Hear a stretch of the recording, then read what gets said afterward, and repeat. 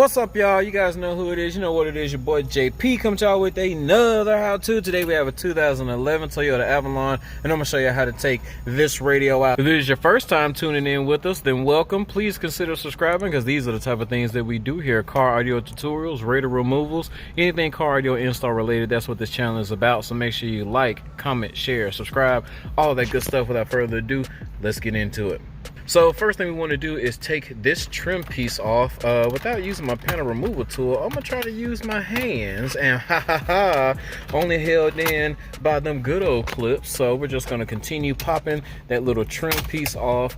No panel removal tool needed, and we would just lay that inside the floor there. Now, as we can see, we have some 10 mil bolts right here. So it looks like we have a 10 mil there, 10 mil there, and 2 more on the other side. So 4 10 mils, and we should be able to pop this out. So let's go ahead and get those out.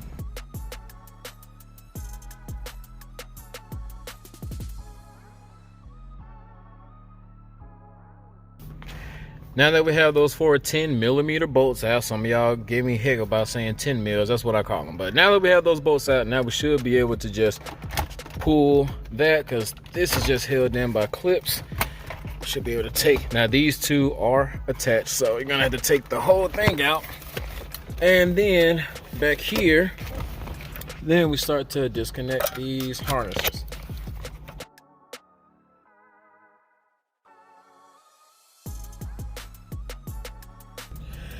Now that we have those harnesses disconnected, you see we have that radio. Didn't take too long to get it out. Now let's run over here to our bench and let's get that dash kit prepped so we can take our new double dim.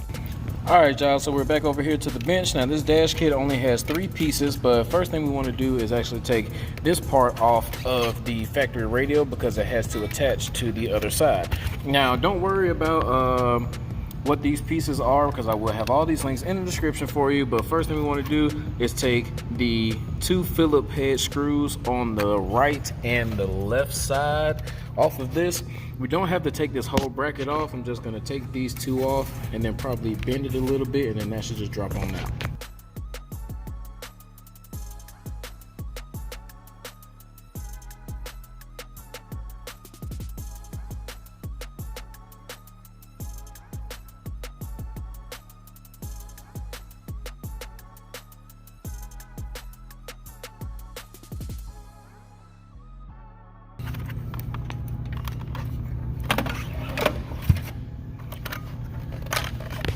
So now that we have that free, I want to stand it up on this side, take the one that goes on the right. All right, we're going to take the one that goes on the right,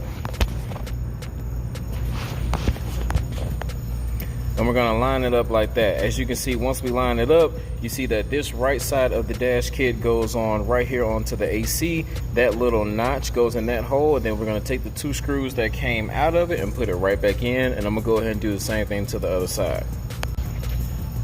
All right, so as you can see, when you get done, it should look something like this. We have those 2 Phillips that we took out of the factory one, and we put it on the aftermarket brackets, and we have that little situation going on. Now, you want to take this part of the dash kit.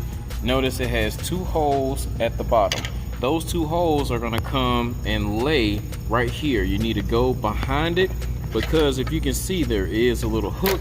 So we're going to take it, go across the top, and then bring it forward. So now, as you can see, that's going to sit on that just like that. So now we have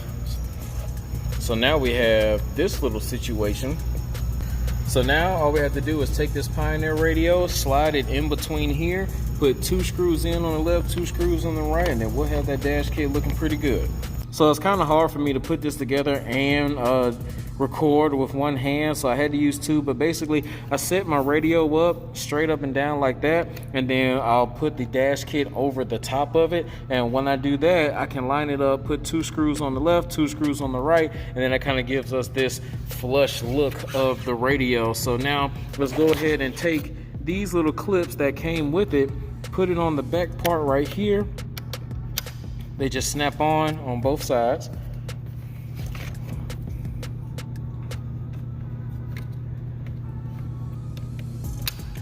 get this thing wired up and get it back inside the car.